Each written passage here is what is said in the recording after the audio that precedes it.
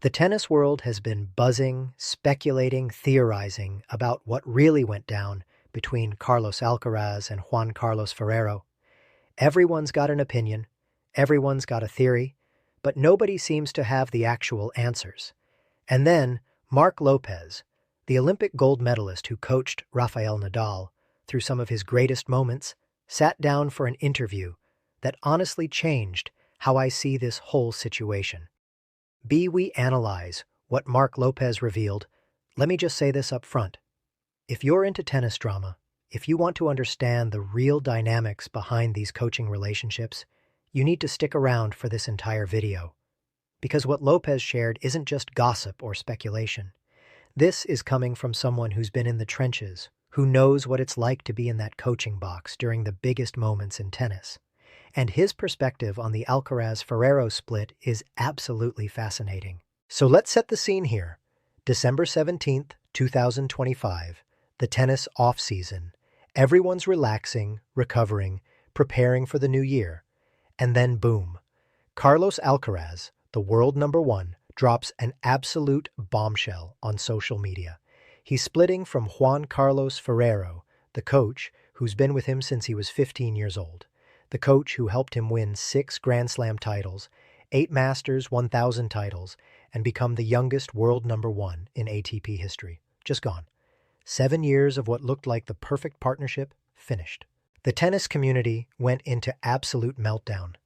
Twitter, Instagram, every tennis forum you can imagine, everyone had their theories. Was it money? Was it about the academies? Was it Alcaraz's father pushing Ferrero out? Was it disagreements about training methods? Was it the whole Mi Camino documentary philosophy clashing with Ferrero's more reserved, disciplined approach? The rumors were flying everywhere, and honestly, none of us really knew what was true. And this is where Marc Lopez comes in. Lopez isn't just some random commentator throwing opinions around. This guy won Olympic gold in doubles with Rafael Nadal in Rio back in 2016. He coached Nadal from 2021 until Rafa's retirement, helping him secure his 21st and 22nd Grand Slam titles. He's coached at the highest level. He understands the pressures, the family dynamics, the expectations. When Marc Lopez talks about coaching relationships in tennis, you better believe people listen. In his interview with Clay, Lopez was asked directly about the Alcaraz-Ferrero situation, and his response was incredibly honest, incredibly measured, but also pretty revealing about how complicated these relationships really are. Lopez said, and I'm paraphrasing here because I want to make sure we really understand what he meant, that we'll never truly know what happened unless Alcaraz and Ferrero decide to clarify it themselves. But then he added something really interesting. He said he doesn't believe that Carlos Alcaraz's father made the unilateral decision to end the relationship with Ferrero. That's his opinion from the outside, without knowing all the details, but it's significant because that was one of the major theories floating around. Think about that for a second. One of the biggest narratives in the Spanish tennis press was that Carlos Alcaraz Sr., who runs the Carlos Alcaraz Academy in Murcia, was pushing for more control over his son's career and wanted Ferrero out of the picture. There were reports about tensions between Ferrero and Alcaraz's father regarding how to manage the player's career. There were stories about disagreements over where Carlos should train, whether at Ferrero's academy in Villena or at the family academy in El Palmar. The whole thing was painted as this power struggle between coach and family. But Lopez, who's been through similar situations with other players, who's seen how these dynamics play out at the highest level, is saying, hold on, it's probably not that simple. And I think that's incredibly important for us to understand. Because in tennis, unlike team sports, the coaching relationship is incredibly personal, incredibly intense. The coach isn't just teaching you forehands and backhands. They're traveling with you 40 weeks a year. They're in your box during your biggest victories and your most devastating losses. They're managing your psychology, your physical training, your schedule, your career trajectory. It's more like a marriage than a typical employment relationship. Marc Lopez knows this better than almost anyone because of his experience with Nadal. When Lopez joined Nadal's coaching team in December 2021, Rafa told him something from day one that Lopez shared in another interview. Nadal said, "I hired you as my coach, not as my friend or sparring partner. I want you to help me and tell me truthfully what you think." That's the level of honesty and professionalism required at the top level, but it's also incredibly difficult to maintain, especially when you've known someone for years, when there's genuine friendship and affection involved. Lopez talked about how relationships between players and coaches naturally wear down over time. 7 years is actually a pretty long run in professional tennis. Think about it. Most top players change coaches every few years. Even the greatest partnerships eventually reach a breaking point. Rafael Nadal and Tony Nadal worked together from the time Rafa was 3 years old until 2017. That's an extraordinary run, but even they eventually went their separate ways professionally. Roger Federer went through multiple coaching changes throughout his career. Novak Djokovic has had several different coaches at different stages. It's just the nature of the sport. What makes the Alcaraz-Ferrero split so shocking is that it happened right after Alcaraz's best season. 8 titles in 2025, including the French Open and US Open. He finished as year-end number 1. Everything looked perfect from the outside. But Lopez's perspective helps us understand that what we see from the outside doesn't tell the whole story. The relationship on court during matches doesn't necessarily reflect what's happening behind the scenes in terms of contracts, expectations, family involvement, and long-term planning. According to the reports that came out after the split, Ferrero was given just 2 days to review and sign a new contract proposal, 2 days to make a decision about potentially several more years of his life. And when he didn't accept the terms, there was no room for negotiation. That's what sources close to Ferrero told Calais. Now, Alcaraz himself has been much more diplomatic in his public statements. At his Australian Open press conference, he said the decision was mutual, that they closed that chapter together, that they're still friends. But Ferrero's statement, when the split was announced, said, "I would have liked to continue." Those are 2 different narratives, and the truth is probably somewhere in the middle. Lopez also touched on something that I think is really fascinating, which is the role of Samuel Lopez in all of this. Samuel Lopez joined the coaching team in December 2024 as an assistant coach. He'd already worked with Alcaraz at tournaments that Ferrero didn't attend in 2022 and 2023. And now, just 1 year later, he's the head coach. Marc Lopez said that Samuel's arrival brought fresh air to the team, that it helped the relationship last longer, but it also raises questions, right?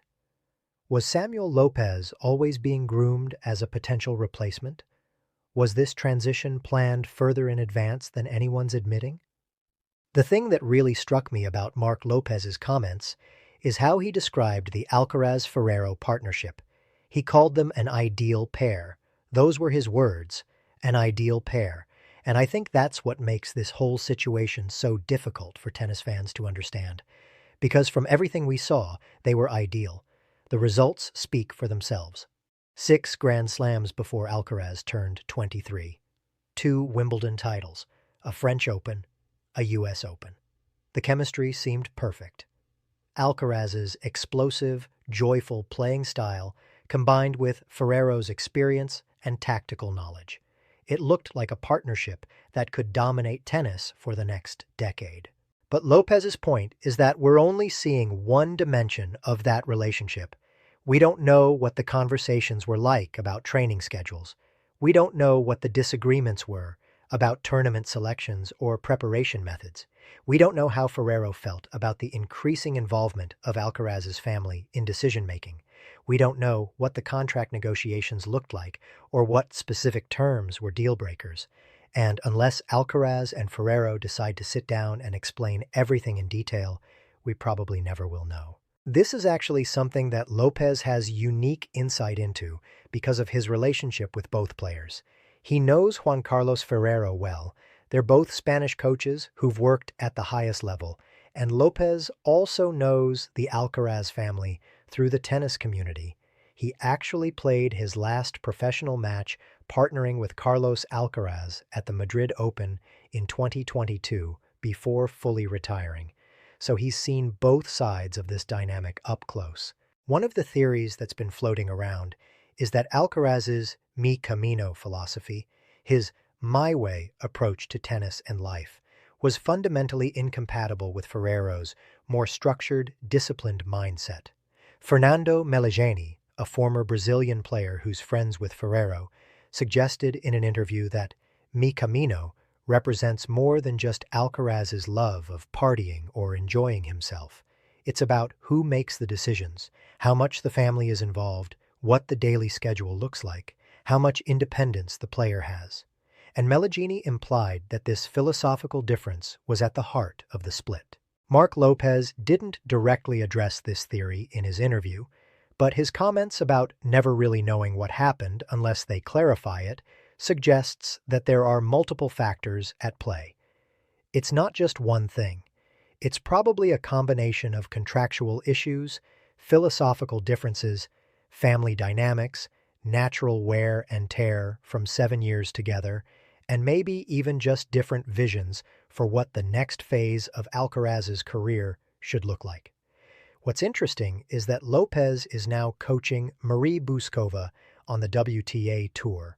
He's taking on about 15 weeks of coaching with her for the 2026 season. And he brought up his experience coaching Jasmine Paolini last year, saying that everything went wrong in just 3 days.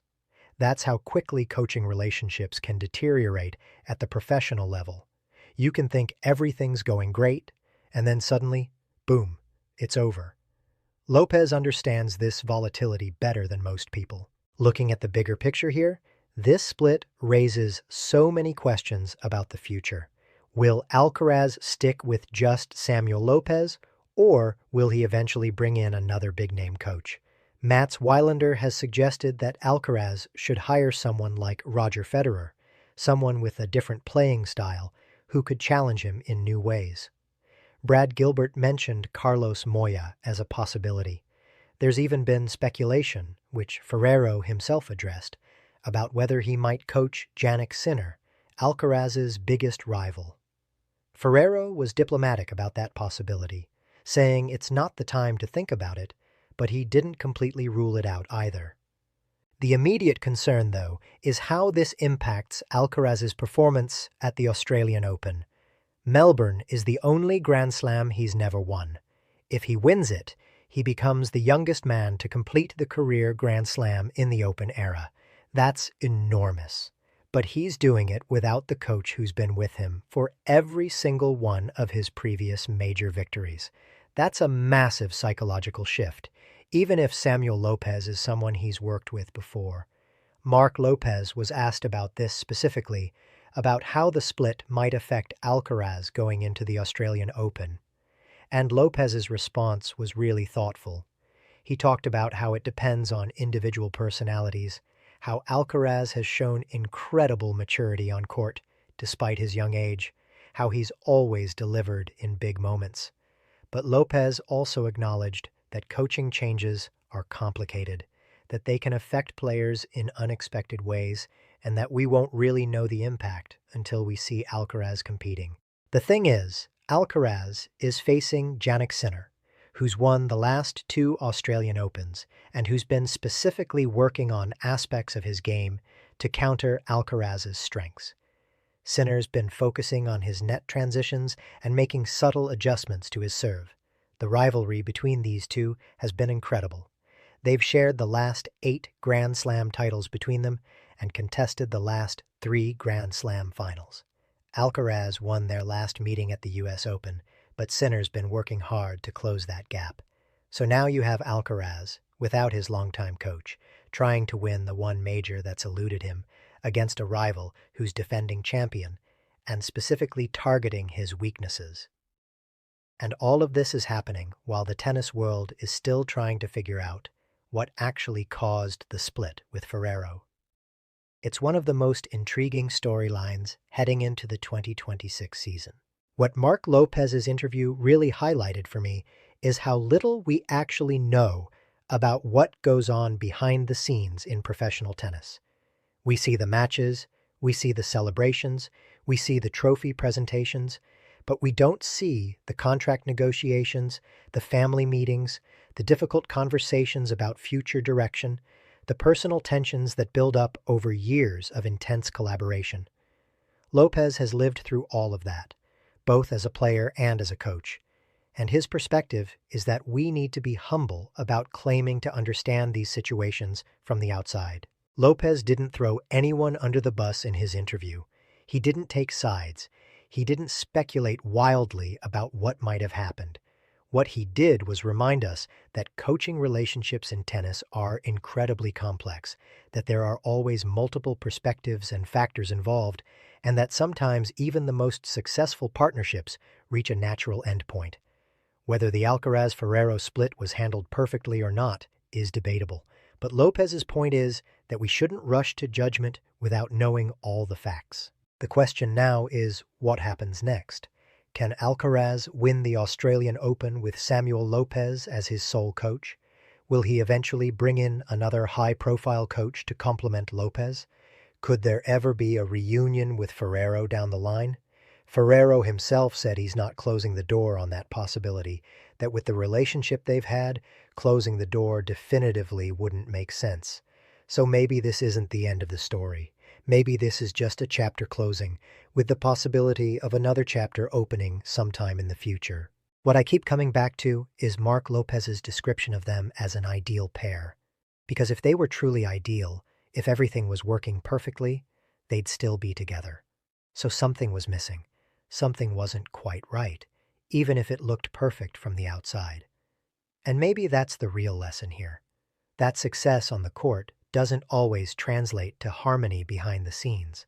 That winning Grand Slams doesn't automatically mean everyone's on the same page about contracts, training methods, family involvement, and long-term planning.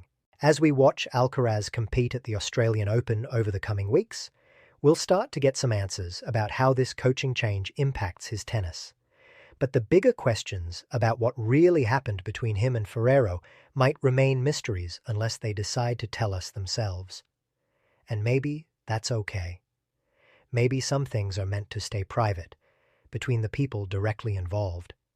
Marc Lopez seems to think so, and given his experience at the highest levels of the sport, maybe we should listen to him. So that's where we are. 1 month after the split, with the Australian Open about to start, we have more questions than answers. But thanks to Marc Lopez's honest and thoughtful perspective, we at least have a better understanding of how complicated these coaching relationships truly are, and why even the most successful partnerships sometimes come to an end. Whether Alcaraz made the right decision or not, only time will tell. But one thing's for certain, the tennis world will be watching very, very closely.